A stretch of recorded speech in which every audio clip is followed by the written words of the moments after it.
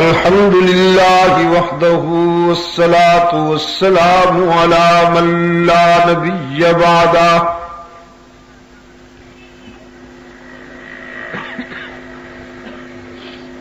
وعلى آله وأصحابه الذين أوفوا عهده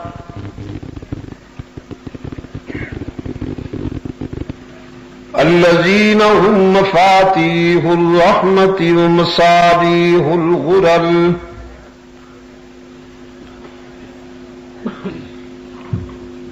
أعوذ بالله من الشيطان الرجيم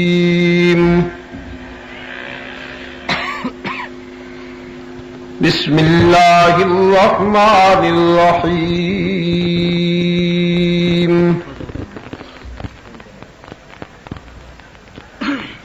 إن الله عنده علم الساعة وينزل الغيث ويعلم ما في الأرحام وما تدري نفس ماذا تكسب غدا وما تدري نفس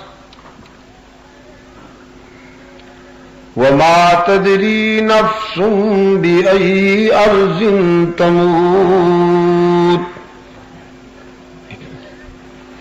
إن الله عليم خبير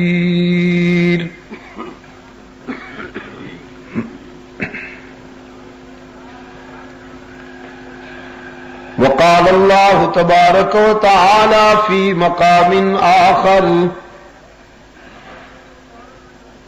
وعنده مفاتح الغيب لا يعلمها إلا هو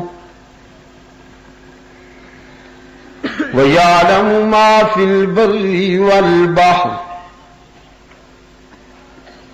وما تسقط من ورقة إلا يعلمها ولا حبة في ظلمات الأرض ولا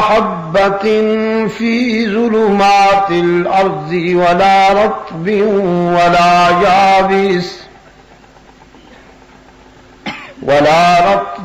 ولا يابس إلا في كتاب مبين صدق الله مولانا العظيم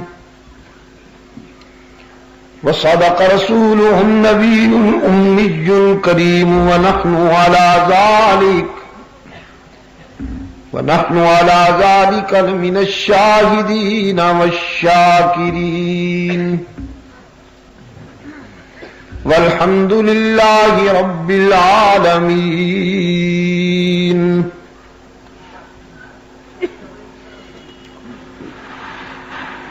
صدر اجلاس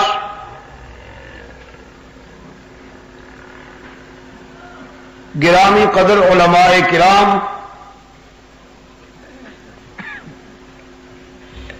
محترم بزرگوں اور عزیز دوستوں،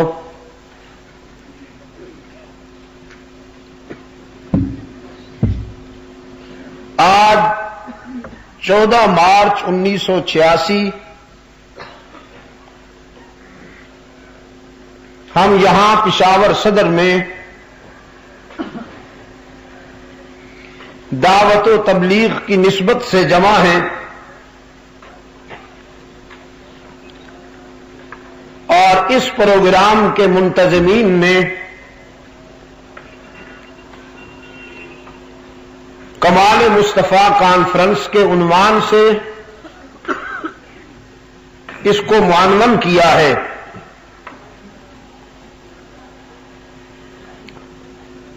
اور کمالات مصطفی میں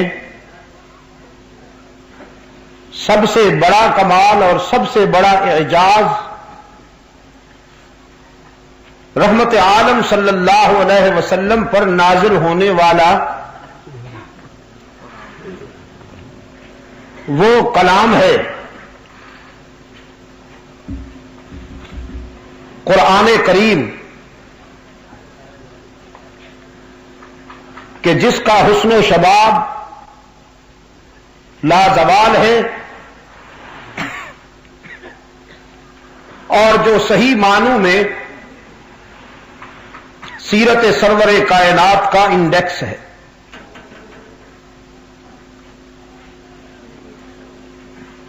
کمالات مصطفی کو سمجھنے کے لیے قرآن سے بہتر کوئی کسوٹی اور معیار نہیں.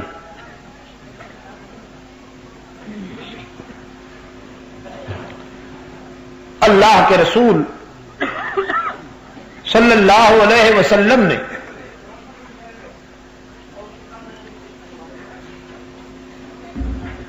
اپنی دنیاوی زندگی کے آخری لمحات میں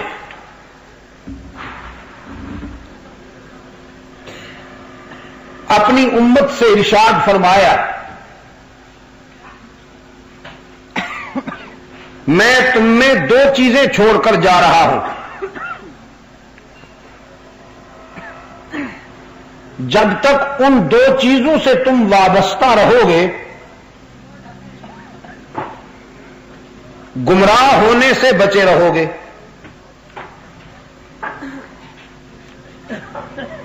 ایک اللہ کی کتاب اور دوسرا آپ صلی اللہ علیہ وسلم کا اسوہ حسنہ.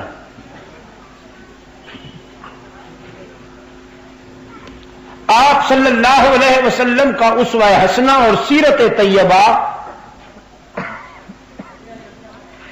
یا آپ کے صحابہ کا کردار در حقیقت قرآنی تعلیمات کا عملی برہان ہے اور پہچان ہے. رحمت عالم صلی اللہ علیہ وسلم کو چلتا پھرتا قرآن کہا گیا اس لیے کہ قرآن کریم علم ہے اور محمد عربی عمل ہے. قرآن کریم تھیوری ہے اور رحمت عالم صلی اللہ علیہ وسلم اس کا پریکٹیکل ماڈل ہے.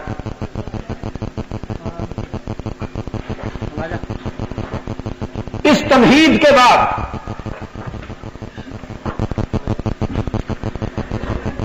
میں آپ کی خدمت میں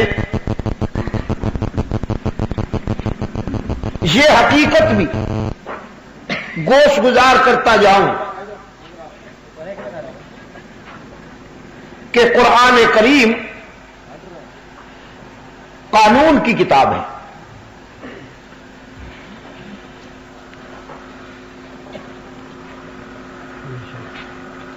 کچھ لوگوں نے اسے محض تبرک کی کتاب سمجھ لیا.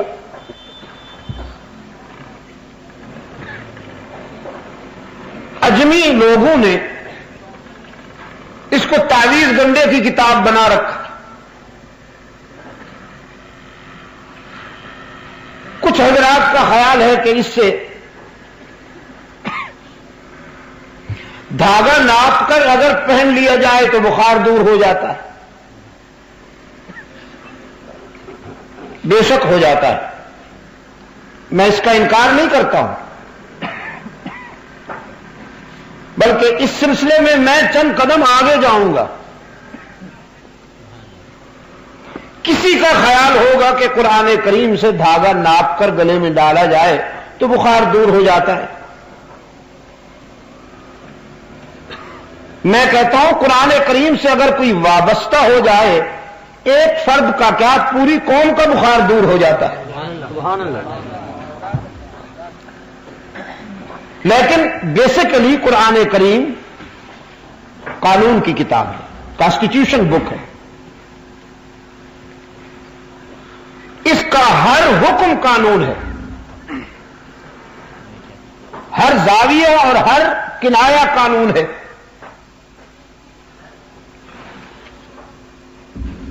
خدا نخواستہ اگر کوئی بد نصیب قرآن کے حکم کی تعویل کرتا ہے یا اس میں تحریف کرتا ہے، تبدیلی کرتا ہے،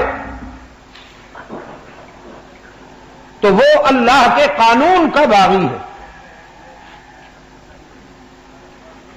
اور قانون کے باغی کی سزا بڑی دردناک ہوا کرتی ہے۔ قومیں جو قانون بناتی ہیں، بندے جو قانون بناتے ہیں،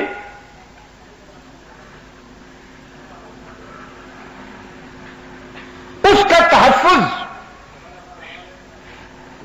اور اس کی بالادستی کس حد تک ملحوظ رکھی جاتی ہے، یہ اہل نظر پر مخفی نہیں۔ اللہ نے جو قانون بنایا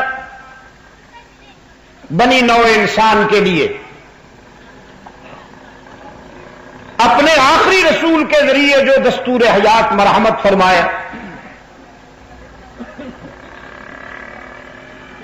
اللہ کے نزدیک اس کی اہمیت کا یہ عالم ہے کہ وہ اپنے اس نافذ کردہ قانون کی حفاظت خود کرتا ہے۔ بندوں میں سے کوئی شخص چاہے وہ کتنا ہی مضبوط اور مستحکم کیوں نہ ہو، لیکن وہ یہ دعویٰ نہیں کر سکتا کہ میں اللہ کے قانون کا محافظ ہوں، قرآن کریم کا محافظ ہوں۔ اللہ نے خود ذمہ داری لی ہے اس قانون کی حفاظت کرنے کی، اور در حقیقت سرکار دو عالم صلی اللہ علیہ وسلم کے انقلاب رحمت کا تحفظ بھی اسی میں ہے کہ قرآن محفوظ رہے۔ قرآن کا محفوظ ہونا گویا سیرت سرور کائنات کا محفوظ ہونا ہے۔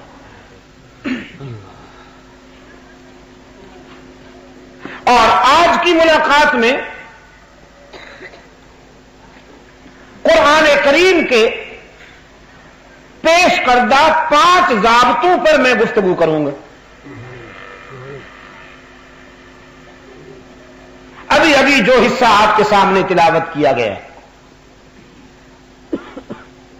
اس میں 5 ضابطے بیان کیے گئے ہیں۔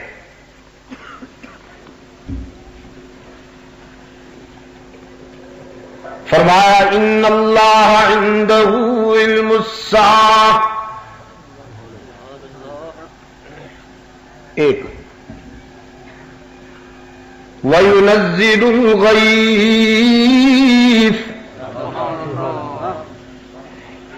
2 وَيَعْلَمُ مَا فِي الْأَرْحَامِ، 3 وَمَا تَدْرِي نَفْسٌ مَاذَا تَكْسِبُ غَدًا، 4 وَمَا تَدْرِي نَفْسٌ بِأَيِّ أَرْضٍ تَمُوتُ، 5 إِنَّ اللَّهَ عَلِيمٌ خَبِيرٌ۔ تتمہ قرآن پاک نے پہلا ضابطہ بیان کرتے ہوئے فرمایا ان اللہ عنده علم الساعة،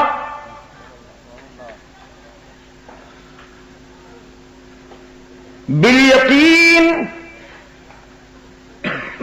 انا کی تاکید کے ساتھ قرآن کریم نے دعویٰ کیا قیامت کس گھڑی واقع ہوگی، یہ علم اللہ نے بندوں میں سے کسی کو نہیں بتایا، یہ راز بھی اپنے پاس رکھا،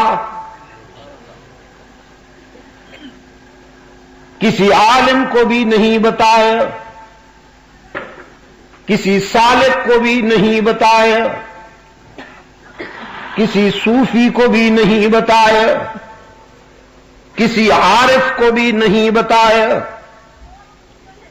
کسی صحابی کو بھی نہیں بتایا، نبی کو بھی نہیں بتایا، رسول کو بھی نہیں بتایا، ان اللہ عنده علم الساعة بالیقین، اللہ ہی کے پاس ہے قیامت کے واقع ہونے کا علم۔ علامات بتا دی، البتہ نشانیاں بتا دی، رسول اکرم صلی اللہ علیہ وسلم کی زبان سے قرب قیامت کی علامات بتا دی۔ سرخ آندھیاں چلیں گی، ایک عالمگیر اضطراب بنی نوع انسان پر چھا جائے گا، غریب جھونپڑے میں، امیر محلات میں بے قرار ہوگا، دوستی میں وفا نہیں رہے گی، نسوانیت میں حیا نہیں رہے گی، جوانی میں شرم اور غیرت نہیں رہے گی، بڑھاپے میں خوف خدا نہیں رہے گا، تجارت میں دیانت نہیں رہے گی، اور اب تو تجارت لوٹ مار میں بدل گئی، تجارت بیچاری رہی کہاں؟ 100 میں 10 کا نفع تو سمجھ میں آتا تھا، لیکن 10 پر 100 کا نفع کس کی سمجھ میں آئے؟ تجارت تو وہ ہوا کرتی تھی کہ جو اللہ کے ذکر سے محروم نہ کر دے۔ لا تلہکم اموالکم ولا اولادکم عن ذکر اللہ۔ اہل نظر تجارت دماغ سے کیا کرتے تھے، دل میں اس کی یاد بستی تھی، اور اب ہم دماغ سے اس کو یاد کرتے ہیں، دل میں دولت کی محبت نے ڈیرے لگا رکھے ہیں۔ راتوں رات امیر کبیر بننے کی ہوس نے انسان کو درندہ بنا کے چھوڑ دیا۔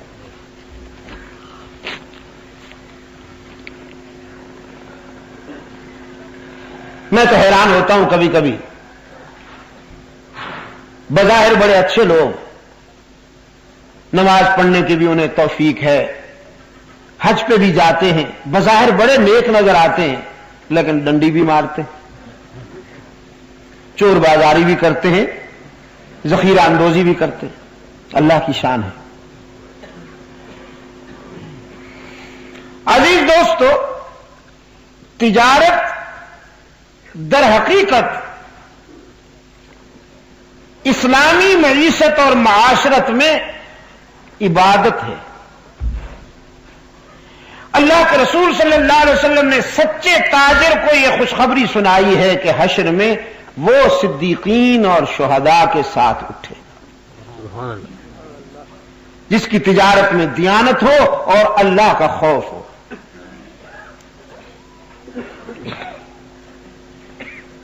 لیکن آج جو صورتحال ہمارے سامنے ہے، اللہ ہمارے حال پہ رحم فرمائے۔ تو یہ قرب قیامت کی علامات میں سے ہے کہ تجارت سے دیانت رخصت ہو جائے گی، زلزلے آئیں گے، دھرتی کبھی کبھی کانپ کانپ کر اولاد آدم کو اشارے کرے گی، کاشن دے گی کہ تیری بدعمالیاں قابل برداشت نہیں رہی، اب تو اس قابل نہیں ہے کہ میں تجھے اپنی پشت پر برداشت کروں۔ پچھلے دنوں کراچی کانپ رہی تھی، پڑھتے ہوں گے آپ اخبارات میں۔ انہی دنوں میرا جانا ہوا تو بہت سے دوست جمع ہوئے، کہنے لگے جی دعا فرمائیے کہ زلزلے کم ہو جائیں، ختم ہو جائیں۔ تو میں نے ان سے درخواست کی کہ ہم بھی کچھ بدلنے کے لیے تیار ہیں یا فطرت کے ضابطوں کو بدلنے کی آرزو رکھتے ہیں؟ فطرت اپنے ضابطے نہیں بدلا کرتی، اگر ہم نہیں بدلیں گے تو فطرت کے ضابطے لاگو ہوں گے، ان سے بچنا ممکن نہیں۔ رات کے سناٹے میں اولاد آدم جب اخلاقیات کے حدود پار کر کے حیوانیت اور سفاکیت کی حدوں کو چھو لیتی ہے تو پھر دھرتی کانپ کانپ کر اشارہ کرتی ہے کہ اب تم قابل برداشت نہیں رہے ہو، اور وہ کانپنا ذرا سا زیادہ ہو جائے تو ہستی بستی آبادیاں قبرستان میں بدل جاتی ہیں ایک ہی لمحے میں۔ پچھلے دنوں ایک جزیرہ آپ نے سنا کہ چند لمحوں میں ہنستا کھیلتا جزیرہ تقریباً 70-80 ہزار کی آبادی قبرستان میں بدل گئی۔ تو یہ سب تنبیہ ہوتی ہے در حقیقت اللہ کی طرف سے اتمام حجت ہوتا ہے کہ سنبھل جاؤ، اپنے اندر تبدیلی پیدا کر لو۔ تو یہ علامات ہیں، لیکن کب واقع ہوگی قیامت یہ راز اللہ نے کسی کو نہیں بتایا۔ اس پر کسی عالم کو بھی محسوس نہیں کرنا چاہیے کہ مجھے یہ راز کیوں نہیں بتایا گیا، میں تو بہت بڑا فاضل ہوں۔ کسی صوفی، کسی عارف اور سالک کو بھی یہ محسوس نہیں کرنا چاہیے کہ یہ راز ہمیں کیوں نہیں بتایا گیا۔ یہ اس لیے نہیں بتایا گیا کہ قانون ہے، قیامت کس گھڑی واقع ہوگی یہ راز اللہ نے اپنے پاس رکھا ہے، قانون کی بات ہے۔ فرمایا ان اللہ عندہ علم الساعۃ وینزل الغیث، بارش کب، کہاں اور کتنی مقدار میں آئے گی۔ رحمت عالم صلی اللہ علیہ وسلم نے فرمایا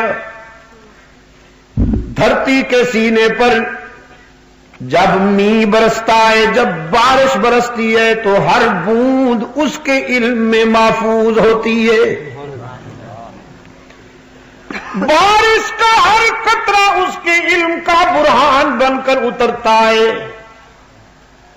لیکن وہی جانتا ہے کہ بارش کب، کہاں اور کتنی مقدار میں ہونے والی ہے، اس کے سوا کوئی نہیں جانتا۔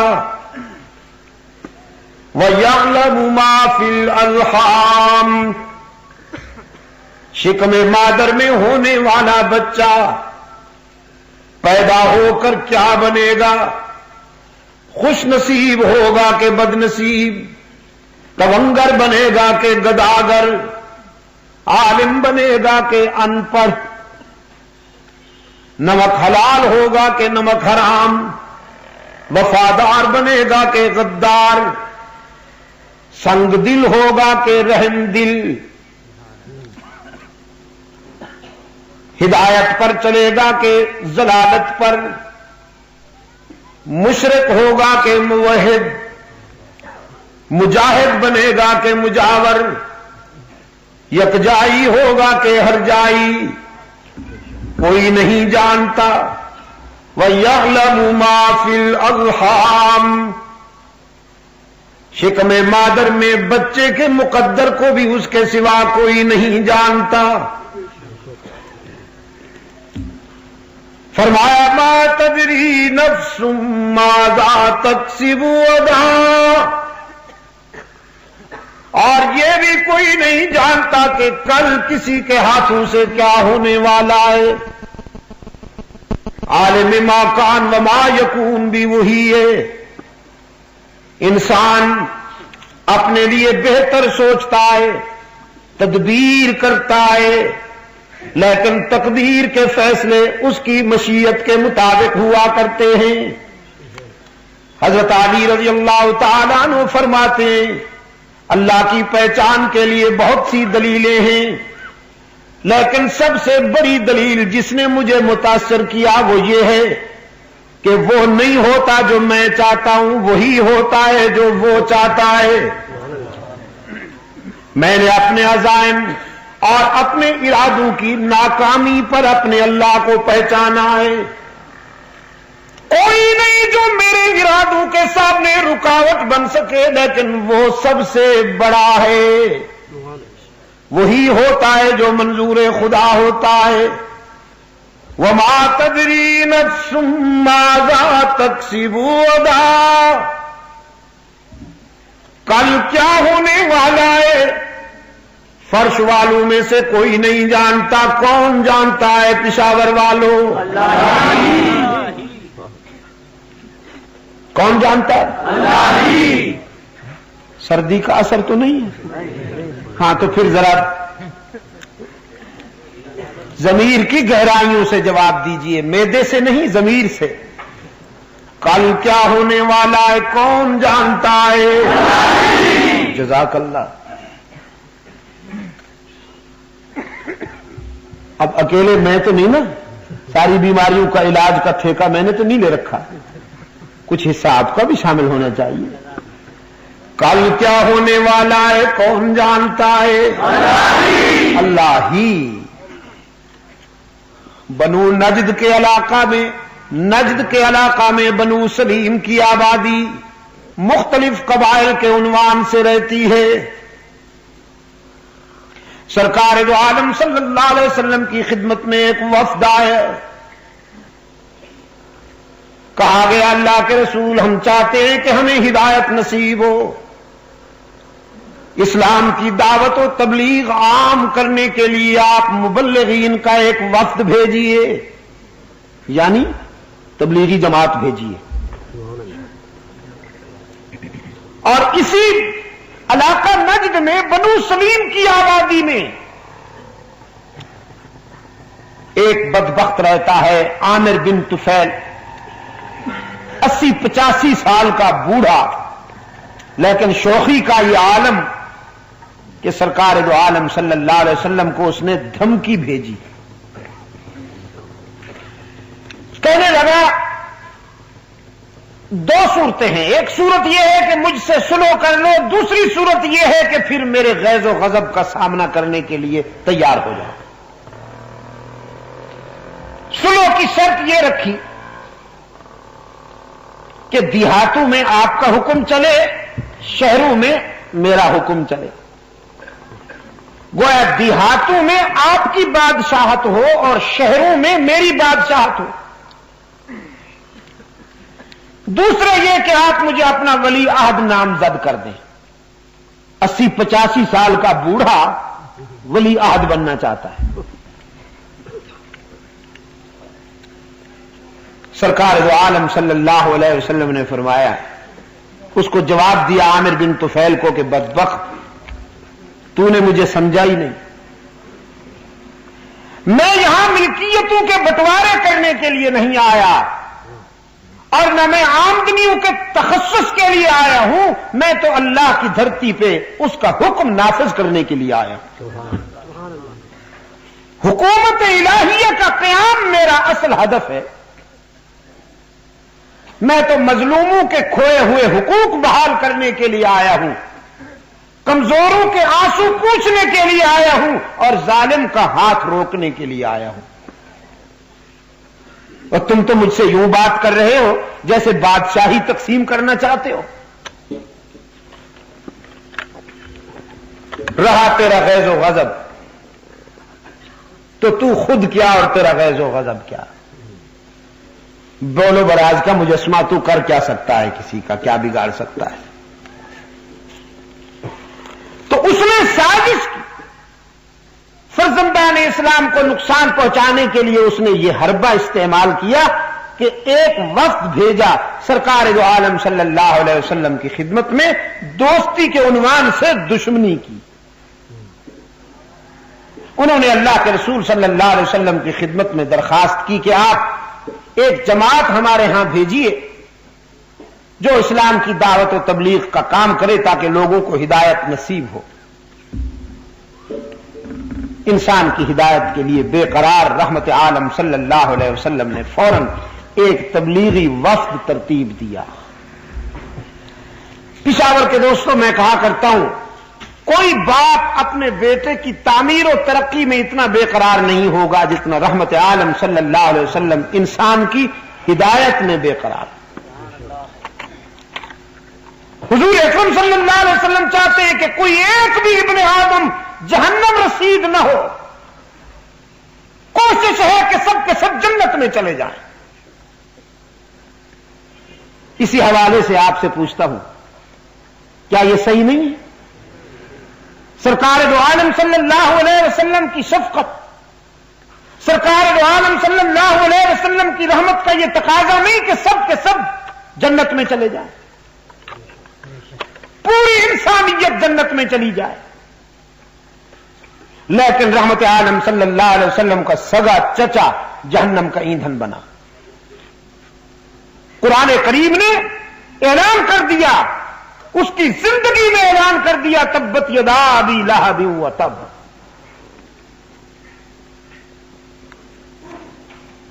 سرکار دو عالم صلی اللہ علیہ وسلم چاہتے ہیں کہ بنی نوع انسان کا کوئی ایک بھی فرد جہنم میں نہ جائے، لیکن لوگ جہنم رسید ہوئے، اس لیے کہ اختیار اللہ کے پاس ہے. رحمت عالم صلی اللہ علیہ وسلم چاہتے ہیں، دعائیں کرتے ہیں، بے قرار ہیں. فَلَعَلَّكَ بَاخِعٌ نَفْسَكَ عَلَىٰ آثَارِهِمْ إِن لَّمْ يُؤْمِنُوا، قرآن کہتا ہے، لیکن چونکہ اختیار اللہ کے پاس ہے. ایک پیغمبر کا بیٹا جہنم میں چلا گیا، ایک پیغمبر کا باپ جہنم میں چلا گیا، ہمارے آقا کے چچا جہنم میں چلے گئے، اس لیے کہ اختیار اللہ کے پاس. سرکار دو عالم صلی اللہ علیہ وسلم نے ایک وفد ترتیب دیا، 70 مسلمان اس کام کے لیے منتخب ہوئے جو قرآن کے قاری تھے، صائم الدہر تھے اور قائم اللیل تھے. جن 70 افراد کو اللہ کے رسول صلی اللہ علیہ وسلم نے اس جماعت میں منتخب فرمایا، ان کے بارے میں حضرت انس بن مالک رضی اللہ تعالی عنہ فرماتے ہیں، بخاری شریف کی روایت ہے کہ کانوا یختتمون بالنہار ویصلون باللیل. وہ ایسے روشن ضمیر تھے کہ دن کو لکڑیاں چن چن کر اپنا معاش پیدا کرتے تھے، لکڑیاں چن کر بیچ کر کسب معاش کرتے تھے، اور رات کو جب عابد بن کر مصلی پر کھڑے ہوتے تھے تو اللہ کے فرشتے بھی ان کے سجدوں پر رشک کرتے تھے. قرآن کے قاری. اور پشاور کے دوستو، یہ اس زمانے کی بات کر رہا ہوں کہ جب اسلام کے چاہنے والوں کی تعداد انگلیوں پر گنی جا سکتی تھی. اسلام کے چاہنے والوں کی تعداد کوئی اتنی زیادہ نہیں تھی. ان میں سے 70 قراء کا انتخاب کیا ہے اللہ کے رسول صلی اللہ علیہ وسلم نے. 3 آدمی،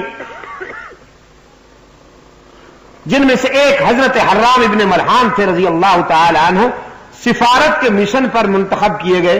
انہیں اللہ کے رسول نے خط دیا کہ یہ میرا خط عامر بن طفیل کو جا کر دینا. یہ قافلہ روانہ ہوا، 3 افراد پر مشتمل جو سفارتی مشن مکتوب رسالت لے کر عامر بن طفیل کے پاس بھیجا گیا تھا. وہ جب عامر بن طفیل کی بستی کے قریب آیا تو حضرت حرام ابن ملحان جو امیر تھے اس وقت کے، انہوں نے اپنے 2 ساتھیوں کو شہر کے باہر کھڑا ہونے کی تلقین فرماتے ہوئے کہا، تم یہاں ٹھہر جاؤ، عامر بن طفیل سے مجھے خیر کی توقع نہیں، وہ بڑا درندہ ہے، انتہائی متکبر اور فرعون قسم کا آدمی ہے، مجھے اس سے خیر کی توقع نہیں، میں جاتا ہوں، اگر اس نے زیادتی کی تو میں مر جاؤں گا، تم تو بچ جاؤ گے نا. پشاور کے دوستو، یہ امیر ہے اس وقت کا جو اپنے ساتھیوں کو باہر کھڑا ہونا کی تلقین کرتا ہے اور موت کا سامنا کرنے کے لیے اکیلا جاتا ہے. عامر بن طفیل کے پاس پہنچا، رسول اللہ صلی اللہ علیہ وسلم کا یہ شاگرد رشید.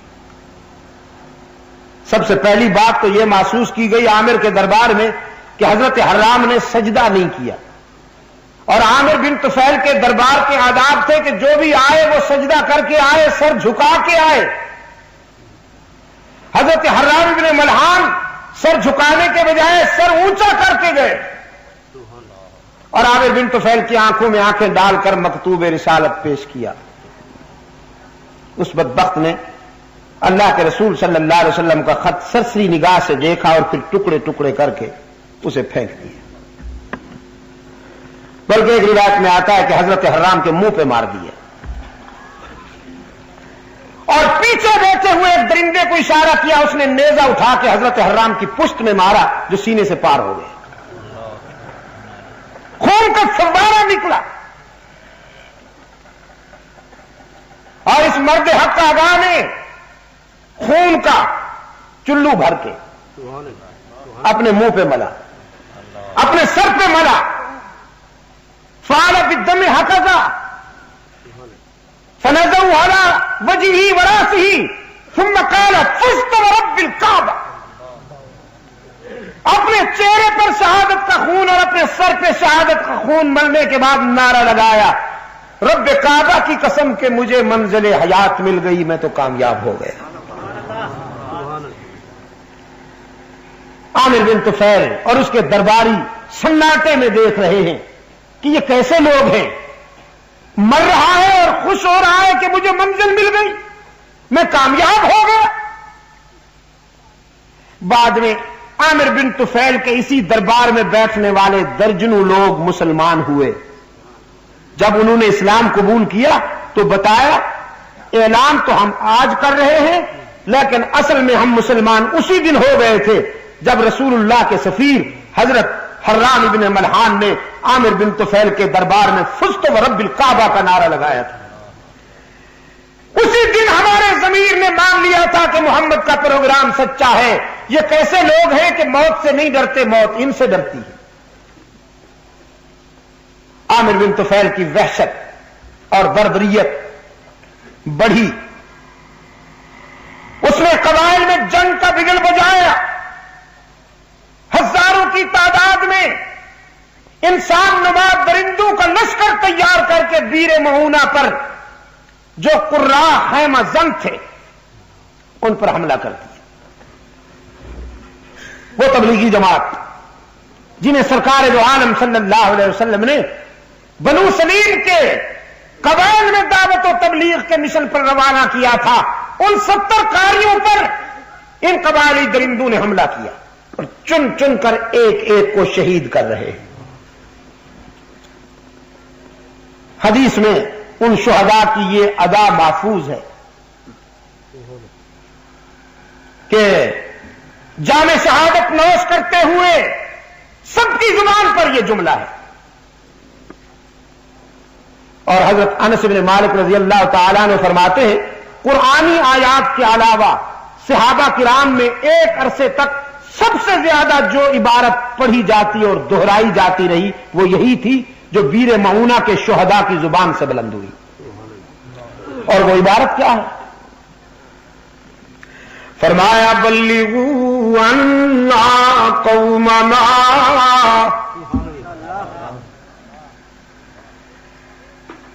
بلغوا عنا قومنا انا لقینا ربنا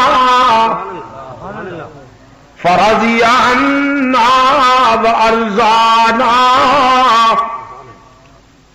او اللہ کے فرشتوں, او ہمارا پیغام ہمارے محبوب تک لے جاؤ, ہماری قوم تک ہمارا پیغام پہنچاؤ. انا لقینا ربنا, ہم نے بیر معونہ پر اپنے رب سے ملاقات کی اور یہ ملاقات اتنی کامیاب ہوئی. فرضی عنا وارضانا, وہ ہم سے راضی ہو گیا, ہم اس سے راضی ہو گئے. تکبیر, شان صحابہ, شہادت صحابہ. ہم نے بیر معونہ پر اپنے رب سے وفا کر دی, ہم نے عشق کے تقاضے پورے کیے, ہم نے وفا میں کمی نہ کی، اس نے جزا میں کمی نہ کی۔ سرکار دو عالم صلی اللہ علیہ وسلم تک ان شہداء کا یہ پیغام پہنچا، وہ رحمت کا پیکر کہ جو حریف جاں کا بھی چارہ گر ہے، جو قاتل کو بھی معاف کرنے کا ظرف رکھتا ہے، جو مکہ میں فاتح بن کے آیا تو لا تثریب علیکم اليوم کا نعرہ لگایا، وہ رحمت کا پیکر جب اپنے ان رضاکاروں کی مظلومیت کا حال سنتا ہے تو آنکھیں برس پڑیں۔ حزن و ملال دیکھا نہیں جاتا تھا، اور ایک عرصے تک نماز صبح میں رکوع اور سجدے کے درمیان رحمت عالم صلی اللہ علیہ وسلم نے قنوت نازلہ پڑھی اور ان بدبختوں کے لیے ہلاکت کی دعا کی، التجا کرتے تھے رب العالمین کے حضور، میرے معبود میرے شاگردوں کو ذبح کرنے والوں پر قحط نازل کر دے، کنعان والا قحط نازل فرما دے، ان بدبختوں کو ہلاک کر جنہوں نے میرے رضاکاروں کو ذبح کیا ہے۔ آنکھیں برستی تھیں اور حضور بد دعا کرتے تھے۔ پھر یہ بد دعا بھی، یہ تیر بھی ایسا نشانے پہ لگا کہ جن جن بدبختوں نے بیر معونہ کے قرا پر تلوار چلائی وہ سب کتے کی موت مرے۔ یہی عامر بن طفیل رات کو ایک غلط جگہ جا کے سویا، طاعون کی گلٹی نکل آئی، ایک رات میں وہ اتنی بڑی ہو گئی کہ اٹھا نہیں سکتا تھا، وہیں بلک بلک کر مر گیا، کتے کی موت۔ لیکن آپ سے پوچھتا ہوں پشاور کے روشن ضمیروں، کل کیا ہونے والا ہے کون جانتا ہے؟ اگر میرے آقا کو یہ معلوم ہوتا کہ بیر معونہ پہ جا کر میرے رضاکاروں کو ذبح کر دیا جائے گا تو پوچھیے اپنے ضمیر سے اور بتائیے بھیجتے میرے آقا؟ اپنے ان 70 قاریوں کو بھیجتے؟ بھیجا میرے آقا نے، اس لیے کہ کل کی باتیں اس کے سوا کوئی نہیں جانتا، قانون ہے، قرآن کریم کا ضابطہ ہے، ما تدری نفس ماذا تکسب غدا، کل کیا ہونے والا ہے کون جانتا ہے؟ بھی پہ زور دے کر تاکہ بھی کے بیماروں کو شفائے کاملہ نصیب ہو جائے، دائیں بائیں بھی دیکھ کر کوئی چپ بیٹھا ہو تو اس سے بھی کہلوائیے کل کیا ہونے والا ہے کون جانتا ہے؟ اور عجم کے فنکار کہتے ہیں، عجم کے پروفیشنل لیکچرار جن کا امتیاز یہ ہے کہ انہیں ٹی وی نے اونچا کیا ہے، وہ ٹی وی کی پروڈکشن ہے، جیسے نور جہان کو اونچا کیا ہے نا ٹی وی نے، اسی اسکرین پر وہ بھی اسی اسکرین پر نور جہان کی اولاد ہوئی کہ نہیں ہوئی؟ میرے عزیز دوستو، میں کہتا ہوں کوئی باضمیر عالم دین قرآن کا سچا عاشق کبھی قرآن کو ٹی وی کی اسکرین پر ذلیل نہیں کرے گا، مر جائے گا، لیکن اس غلط اور گندی جگہ پر قرآن بیان نہیں کرے گا۔ نعرہ تکبیر! جہاں سے گانے بیان ہوں، جہاں سے غلاظت بیان ہو، میں آپ سے پوچھتا ہوں آپ پسند کریں گے بیت الخلاء میں قرآن پڑھنا؟ کون باضمیر ہے جو بیت الخلاء میں قرآن پڑھے؟ ٹی وی بیت الخلاء سے بھی زیادہ پلید ہے، آپ سمجھے گے نہیں؟ یہ پروفیشنل فنکار یہ کہتے ہیں جی اللہ نے قرآن میں سب کچھ بیان کر دیا ہے، اور چونکہ حضور قرآن کے حامل ہیں، قرآن حضور پہ نازل ہوا تو آپ عالم غیب ہیں، سب کچھ جانتے ہیں۔ اب جو آگے جاہل بیٹھے ہوتے ہیں ہی کرنے والے، متنفس اللہ کی مخلوق میں سے کوئی ذی روح، چاہے وہ انبیاء میں سے ہو، رسل میں سے ہو، اولیاء میں سے ہو، صدیقین میں سے ہو، کوئی نہیں جانتا کہ کل کیا ہونے والا۔ یہ قانون ہے، اور یہ کس میں بیان ہوا ہے؟ قرآن کریم میں بیان ہوا۔ آہستہ کیوں بولتے ہو؟ قرآن کریم میں بیان ہوا ہے کہ کل کی باتیں کون جانتا ہے؟ یہ دوسرے جاہل کے بچے بیٹھے ہیں، وہ رگڑتے ہیں، وہ ہتھیلی رگڑتے ہیں صرف 5 روپے بٹورنے کے لیے، وہ ہتھیلی رگڑتے ہیں اور کہتے ہیں یہ جو چلی آئی ہے نا، یہ اگر تھوڑی سی لمبی ہوتی تو بادشاہ بن گیا۔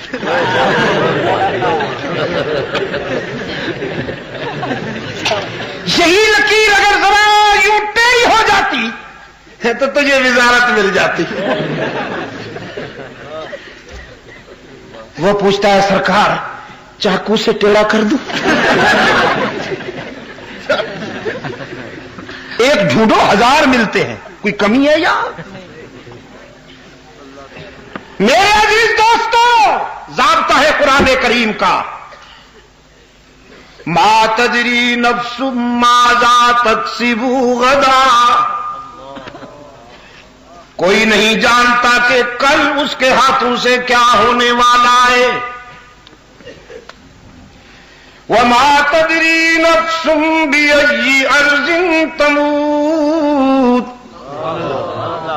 اور یہ بھی کوئی نہیں جانتا کہ موت کہاں، کب اور کس عنوان سے آئے گی۔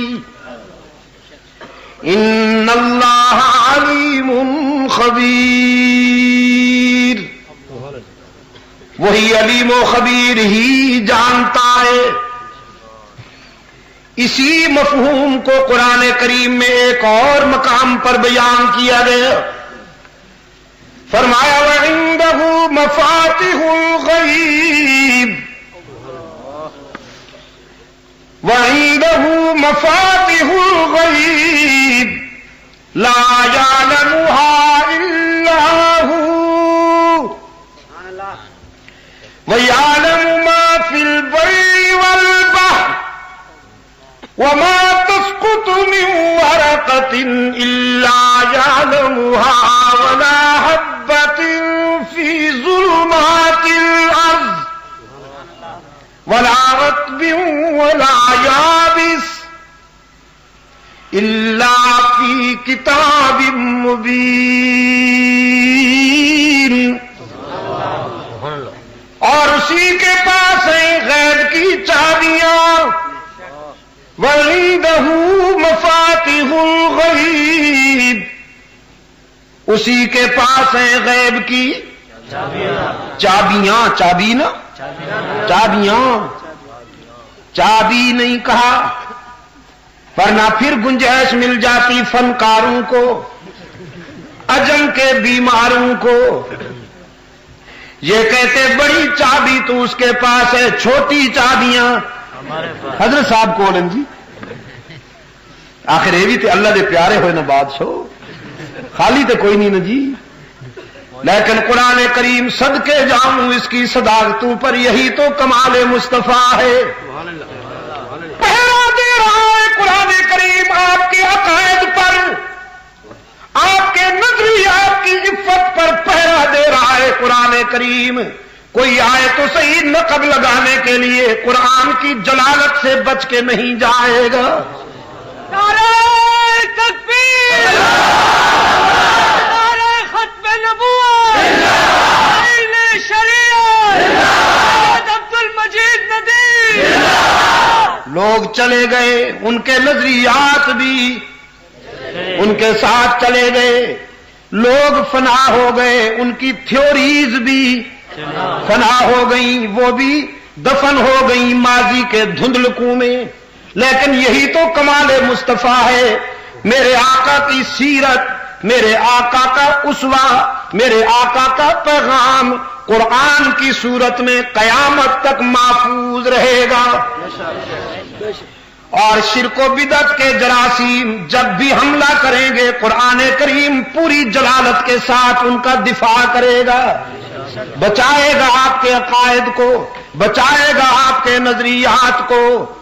وَعِندَهُ مَفَاتِحُ الْغَیْبِ، اسی کے پاس ہے غیب کی چابیاں، چابی نا، چھوٹی بڑی تمام غیب کی چابیاں کس کے پاس؟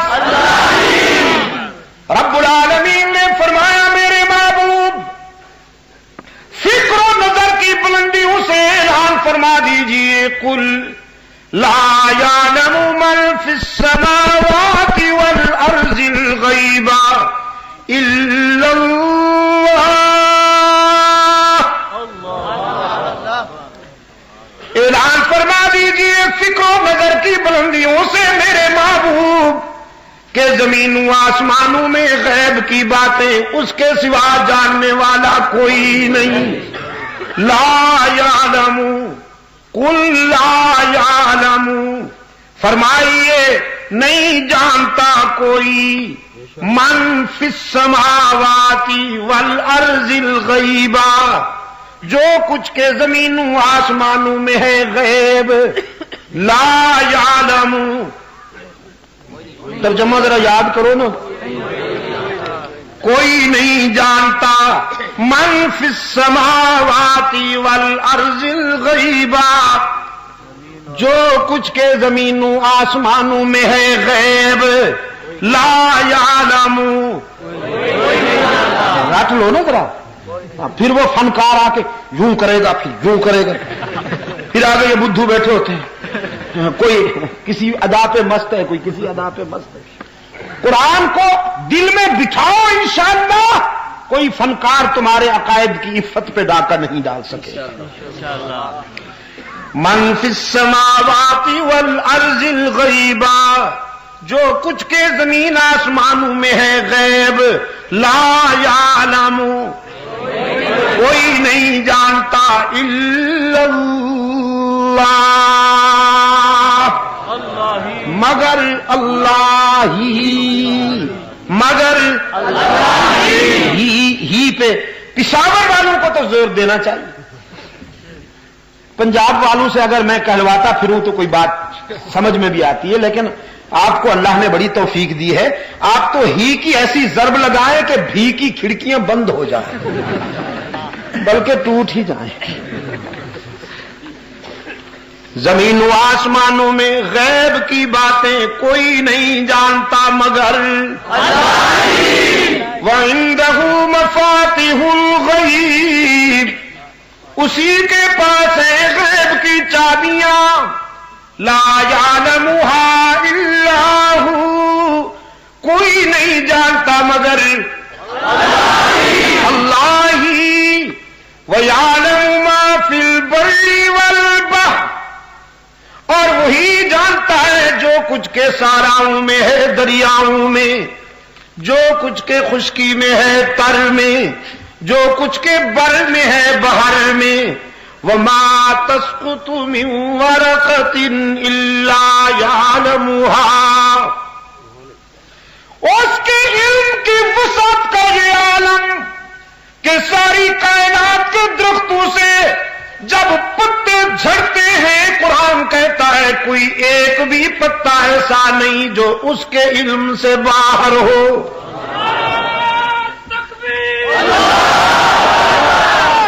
وَمَا تَسْقُطُ مِن وَرَقَةٍ إِلَّا يَعْلَمُهَا وَلَا حَبَّةٍ فِي ظُلُمَاتِ الْأَرْضِ، اور دھرتی کے سینے سے اگنے والا کوئی پودا ایسا نہیں جو اس کے علم سے باہر ہو۔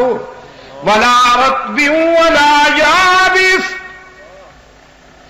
جو کچھ کے خشکی میں ہے، تر میں، جو کچھ کے بر میں ہے، بحر میں، جو کچھ کے جنگلوں میں ہے، شہروں میں، جو کچھ کے آبادیوں میں ہے ویرانوں میں، الا فی کتاب مبین، اسے جاننے والا کون؟ یا اللہ بھی اللہ ہی جانتا ہے۔ جزاکم اللہ، دیر خدا یارا، دیر خدا، جزاک اللہ۔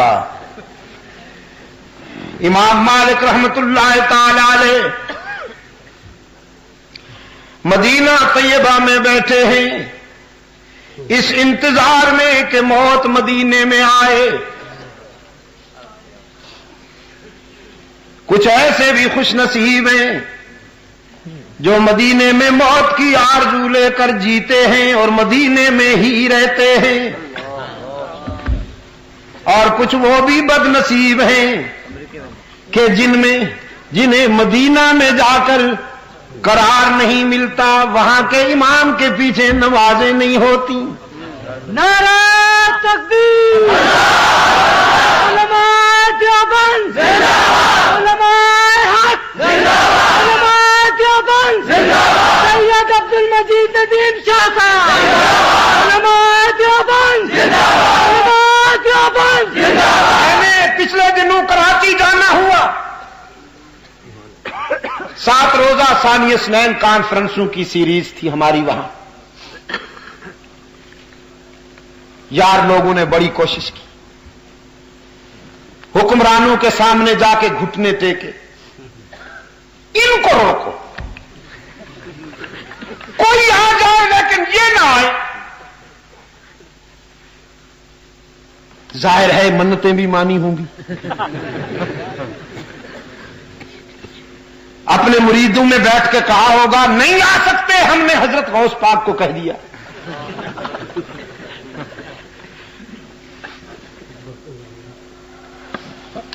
اللہ نے پہنچا دیا ہمیں۔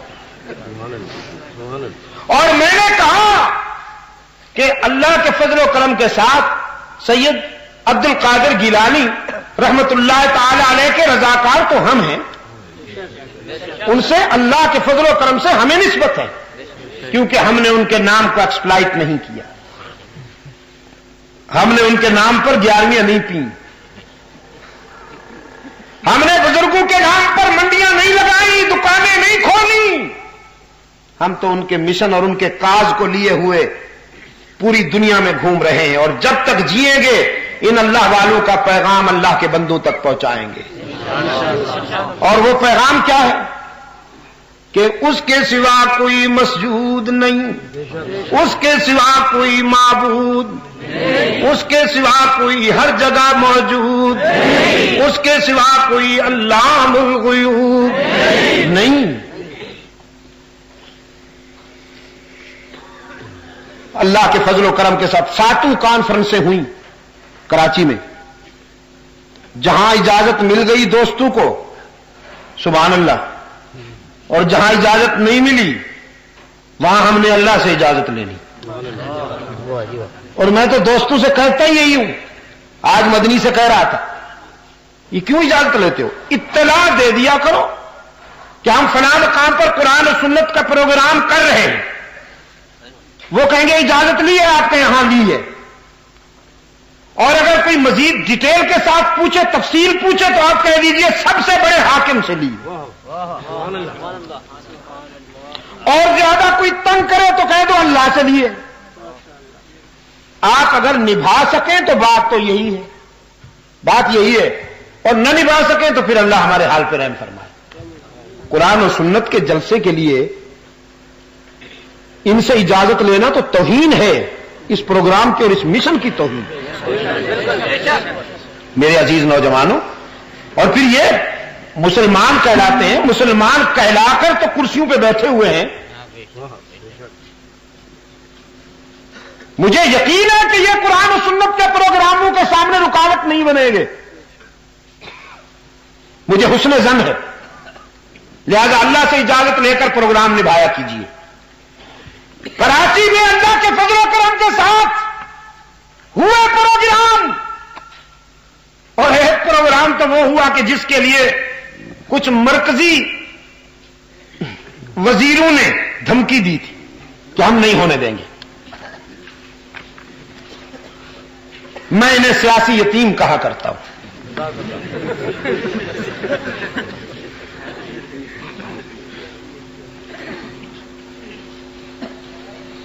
انہوں نے پورا زور لگایا دوستو، جو کچھ کر سکتے تھے پورا زور لگایا، لیکن اس کے کرم کے صدقے جاؤں، توحید و سنت کے پروگرام کو کون روک سکتا ہے؟ اللہ کے فضل و کرم کے ساتھ جلسہ ہوا، رات کے 1 بجے تک قرآن بیان کیا گیا. جب 70-80 ہزار کا سیلاب امڑ آیا، اگر کوئی نظر نہیں آتا تھا، جدھر بھی سنو الا اللہ، اور اللہ ہی کی آوازیں بلند ہوتی تھی. نعرہ تکبیر، خاتم الانبیاء دیوبند. میرے عزیز دوستو، امام مالک رحمت اللہ علیہ ان خوش نصیبوں میں سے ہیں کہ جنہیں مدینہ میں موت کی آرزو تھی. اللہ انہیں بھی شفائے کاملہ عطا فرمائے. جنہیں مدینہ سے نکال دیا گیا ہے،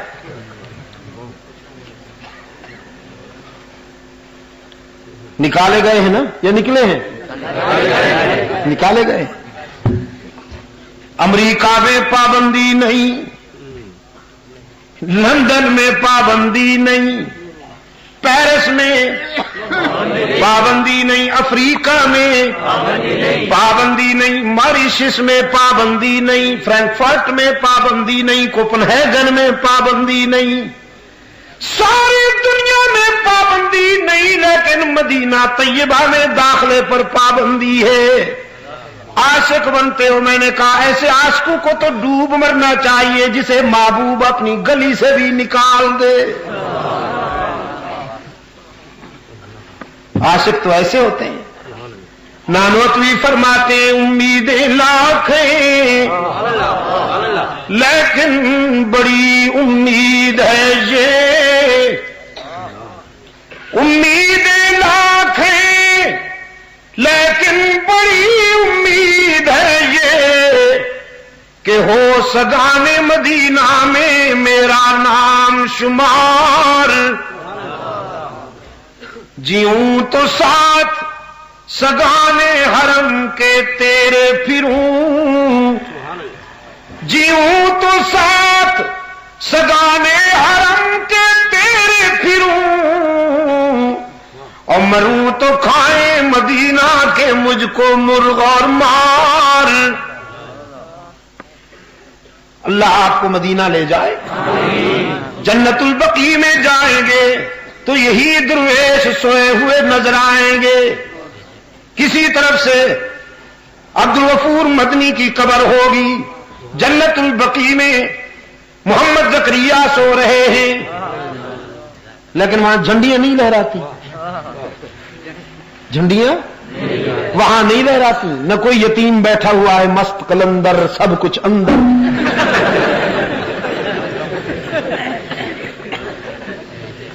دیکھیے قرآن و سنت کی خدمت کرنے والوں کی قبروں کو بھی اللہ محفوظ رکھتا ہے.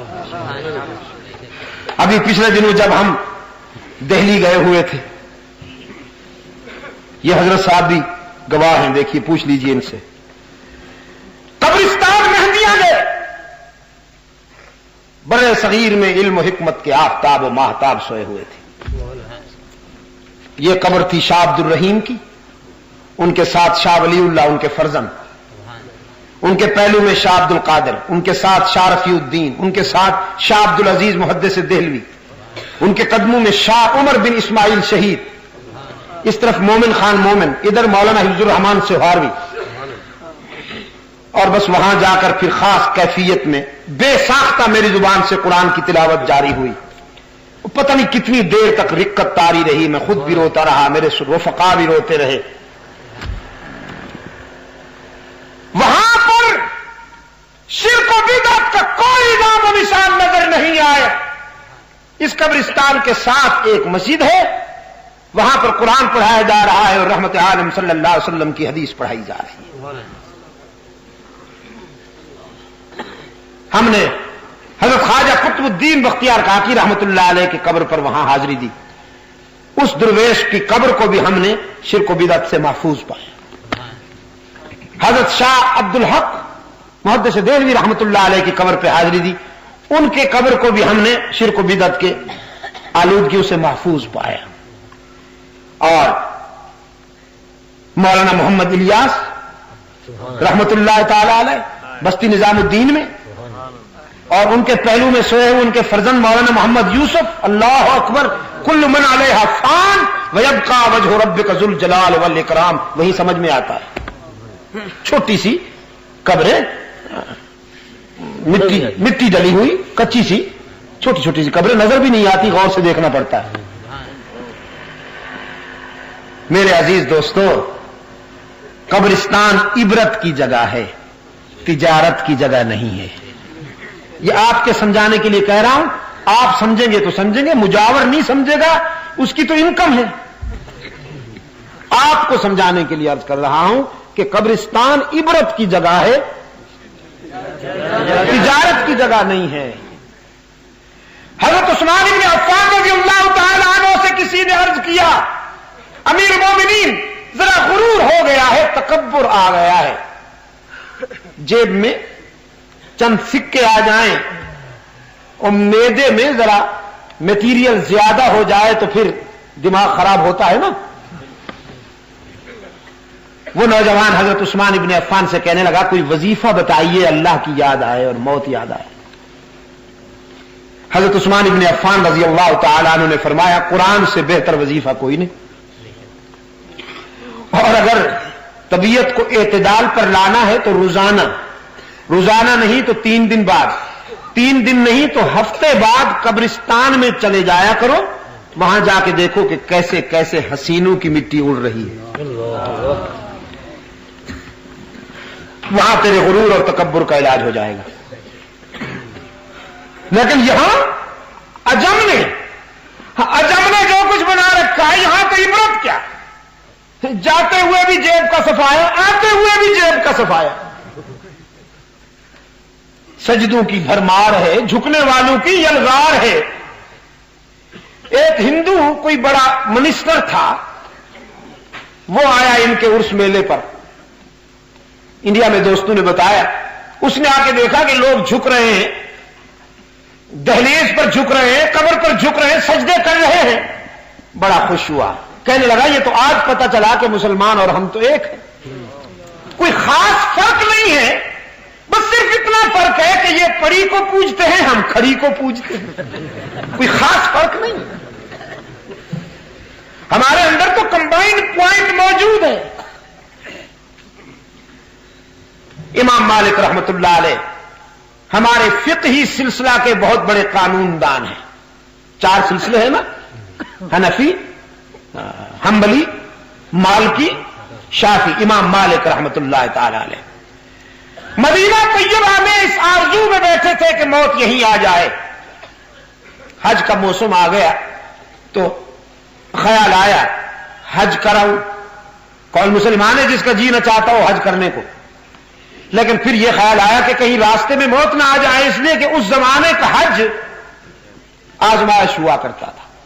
काफिले जब मदीना तैयबा से चलते थे मक्का मुकर्रमा के लिए, दहकते हुए सहारा पर ऊंट, खच्चर या पैदल काफिले जब चला करते थे, खुर्द नौश का सामान लिए हुए कई हफ्ते रास्ते में लगते और बसा औकात कुछ लोग फौत भी हो जाते।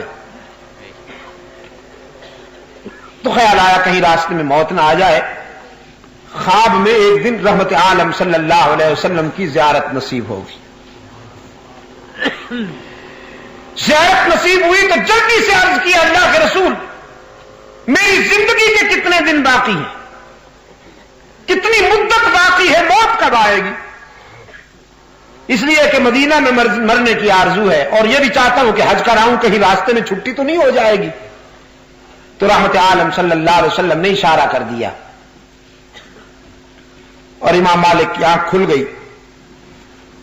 तो सोच में पड़ गए कि इन 5 उंगलियों से इशारा जो किया गया, इससे मुराद 5 साल हैं, 5 महीने हैं, 5 हफ्ते हैं, 5 दिन हैं या 5 लम्हे हैं। یہ کتنی مدت باقی ہے موت میں سے؟ تشخص نہیں ہو رہا تھا. تو علامہ ابن سیرین رحمت اللہ علیہ انہی دنوں مدینہ طیبہ میں تشریف رکھتے تھے. علامہ ابن سیرین رحمت اللہ تعالی علیہ وہ عالم ہے رسول اللہ صلی اللہ علیہ وسلم کی امت میں کہ جو خواب کی تعبیر بتانے میں بہت اونچا مقام رکھتے تھے. امام مالک رحمت اللہ علیہ نے اپنا ایک نمائندہ بھیجا علامہ ابن سیرین کے پاس اور ان سے کہا کہ دیکھو میرا نام نہ بتانا، یہ خواب بیان کرنا اور تعبیر پوچھ کر آ جاؤ. یہ نہ بتانا کہ خواب کس نے دیکھا ہے. وہ لوگ بڑے ہی خوش نصیب تھے، اپنی نمائش پسند نہیں کیا کرتے تھے. امام مالک رحمت اللہ علیہ کا نمائندہ ابن سیرین کی خدمت میں آیا، خواب بیان کیا. کسی طرح ایک آدمی نے خواب میں رسول اللہ صلی اللہ علیہ وسلم کی زیارت ہوئی تو پوچھا کہ میری زندگی کے کتنے دن باقی ہیں؟ تو حضور نے یہ اشارہ کر دیا. وہ آدمی پوچھتا ہے کہ اس اشارے سے مراد کتنی مدت ہے؟ 5 سال ہے، 5 مہینے ہیں، 5 ہفتے ہیں، 5 دن ہیں یا 5 گھڑیاں ہیں؟ ابن سیرین رحمت اللہ علیہ فرمانے لگے یہ خواب کسی معمولی آدمی کا تو نہیں ہو سکتا. علم و تقوی اور فراست و بصیرت کے کسی بہت بڑے تاجدار کا ہی خواب ہو سکتا ہے. اور اس وقت مدینہ طیبہ میں امام مالک سے بڑا صاحب علم تو ہے کوئی نہیں، تو یہ خواب کہیں انہی کا تو نہیں. وہ جو خواب پوچھنے کے لیے آیا تھا اس نے کہا میں نام بتانے کی پوزیشن میں نہیں ہوں، آپ صرف تعبیر بتا دیجئے بس. ابن سیرین فرمانے لگے وہ اپنا نام نہیں ظاہر کرنا چاہتے تو ہم اتنے سستے ہیں کہ آرام سے تعبیر بتا دیں گے. تم جاؤ اور ان سے کہہ دو جب تک نام نہیں ظاہر کرو گے ہم تعبیر نہیں بتائیں گے. تو مجبوری تھی.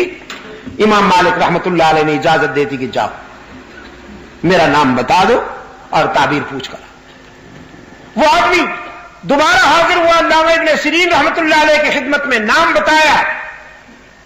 ابن سیرین فرمانے لگے حیرت ہے امام مالک جیسا فاضل اللہ کے رسول صلی اللہ علیہ وسلم کے اس اشارے کو نہیں سمجھ سکا.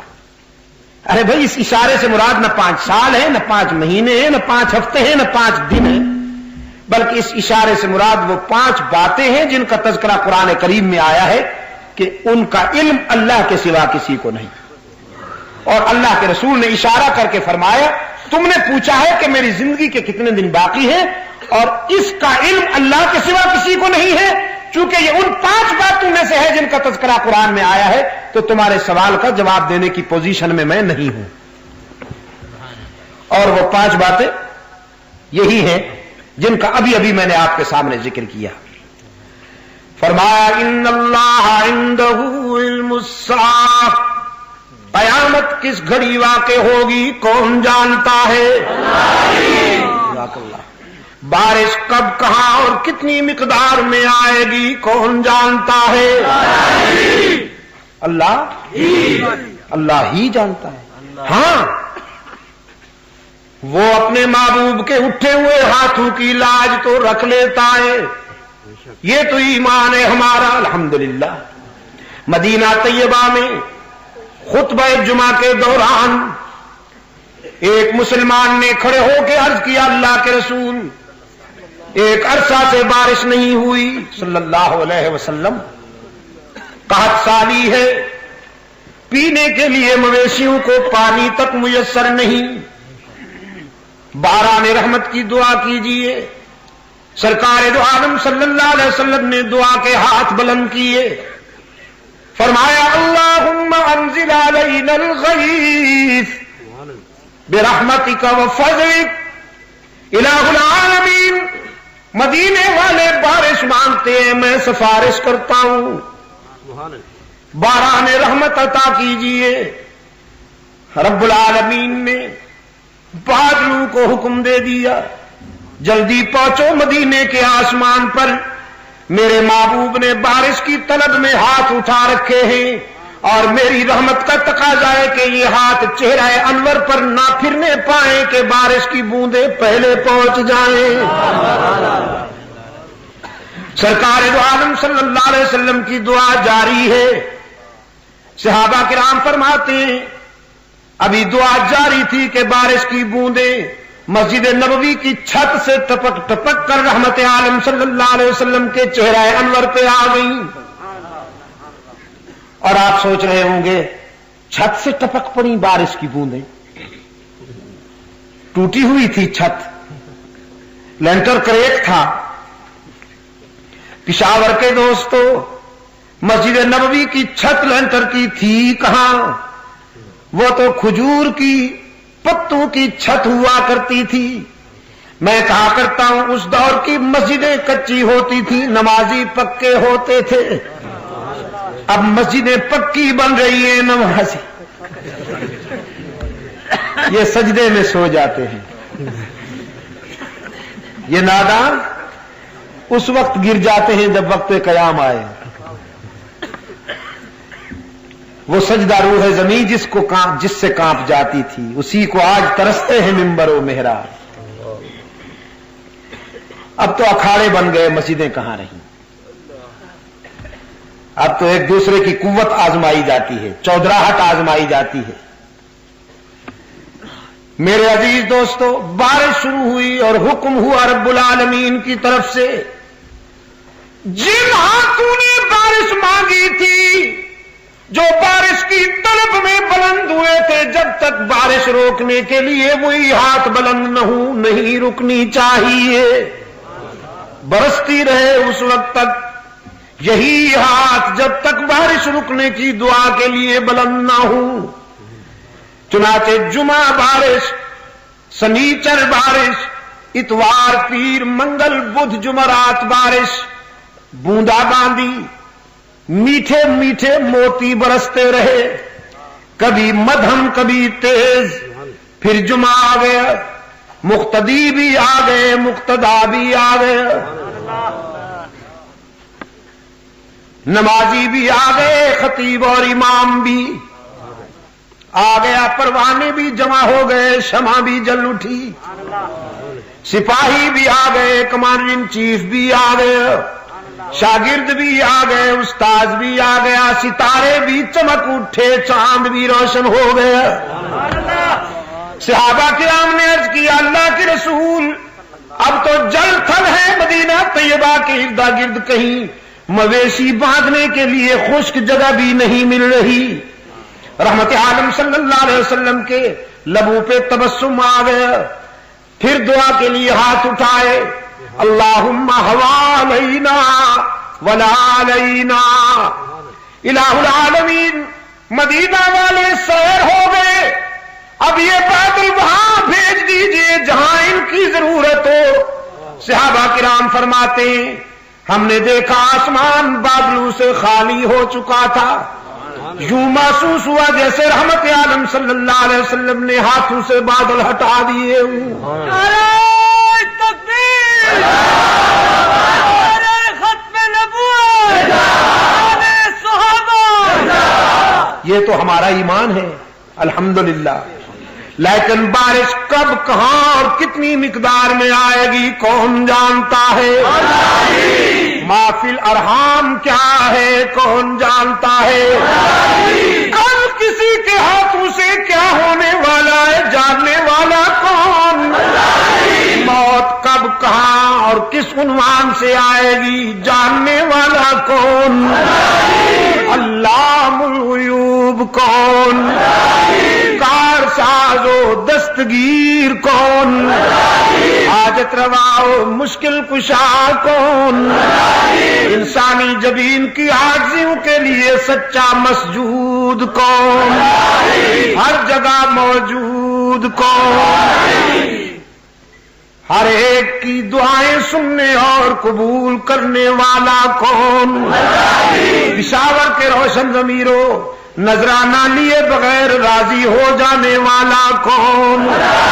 خطا کاروں کے آنسو پوچھنے والا کون. تانا دیے بغیر معاف کر دینے والا کون. کچھ نہ لے کر سب کچھ دینے والا کون. میں کہا کرتا ہوں باقی جہاں جاؤ گے لوٹے جاؤ گے, باقی جہاں جاؤ گے لوٹے جاؤ گے. یار لوگوں نے دکانیں سجا رکھی ہیں, زلفیں بڑھا رکھی ہیں، چادریں اوڑھ رکھی ہیں، بن ٹھن کے بیٹھے ہیں، مرید کو قدموں پہ جھکاتے ہیں اور کہتے ہیں کچھ لے کے آؤ گے تو کچھ لے کے جاؤ گے، خالی ہاتھ آؤ گے تو خالی ہاتھ جاؤ گے۔ لیکن وہی ارحم الراحمین ہے جس کی بارگاہ رحمت سے صدا آتی ہے، کچھ نہ لے کے آؤ سب کچھ لے کے جاؤ، خالی ہاتھ آؤ دامن بھر کے جاؤ۔ کسی گدی نشین کے پاس بھی جاؤ گے تو وہ بھی تانا ضرور دے گا، اتنا عرصہ ہو گیا نہیں آئے، تمہیں دیکھنے کے لیے بے قرار تھا۔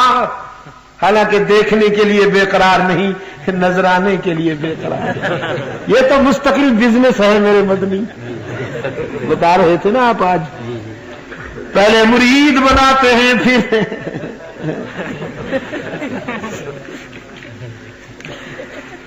وہ بھی ضرور تانا دے گا، لیکن وہ ارحم الراحمین ہے۔ سرکار دو عالم صلی اللہ علیہ وسلم نے رب کی طرف سے روایت کی ہے، حدیث قدسی ہے، رات کے سناٹے میں اس کی رحمت آسمان دنیا پر پکارتی ہے، حل من مستغفر، ہے کوئی خطا کار، ہے کوئی گناہگار، ہے کوئی مجھ سے سلو کرنے والا، میں راضی ہونے کے لیے تیار ہوں۔ ساری زندگی کی خطائیں جمع کر کے لاؤ، میں تمہارے خطاؤں سے کئی گنا زیادہ رحمت لے کر انتظار کر رہا ہوں۔ باز آ ہر آنچ ہستی باز آ، گر کافرو گبرو بت پرستی باز آ، ای درگہ نومیدی نیست، صد بار اگر توبہ شکستی باز آ۔ او خطا کار، اگر 100 مرتبہ توبہ کر کے توڑ دی ہے، نبھا نہیں سکا تو مایوس ہونے کی کوئی بات نہیں، ایک مرتبہ پھر میرے در پہ آ کے دیکھ، جبین نیاز جھکا کے دیکھ، لا تیأسوا من روح اللہ، لا تقنطوا من رحمت اللہ، جبین نیاز جھکا کے دیکھ، طلب کا دامن پھیلا کے دیکھ، ندامت کے اشک بہا کے دیکھ، میرے لطف و کرم کو آزما کے دیکھ، تیرے آنے میں دیر ہوگی، میرے راضی ہونے میں دیر نہیں ہوگی۔ گناہگاروں کے آنسو پوچھنے والا کون؟ بغیر کچھ لیے سب کچھ دینے والا کون؟ حاجت روا و مشکل کشا کون؟ یا اللہ بھی کی گاڑی نہیں چلنے دی جائے گی۔ پشاور کے روشن ضمیروں، جب تک ولی اللہ قافلے کے سپاہی زندہ ہیں، انشاءاللہ ثم انشاءاللہ بھی کی گاڑی نہیں چلنے دی جائے گی، ہی کا اجالا پھیلے گا، ہی کی روشنیاں پھیلیں گی انشاءاللہ۔ شاہ ولی اللہ کے قافلے کا ہر سپاہی اپنی زندگی کا یہ مشن سمجھتا ہے، جب تک زندہ ہے توحید میں شرک کی ملاوٹ نہیں ہونے دیں گے، سنتوں میں بدعتوں کی ملاوٹ نہیں ہونے دیں گے، دین عربی میں عجمی رسوم کے جراثیم کو شامل نہیں ہونے دیں گے انشاءاللہ۔ شریعت مصطفی میں مغربی ثقافت، مغربی معیشت، مغربی تہذیب اور مغربی سیاست کی بھی ملاوٹ نہیں ہونے دیں گے انشاءاللہ۔ جب تک جئیں گے توحید و سنت کا پرچم اونچا رکھا جائے گا،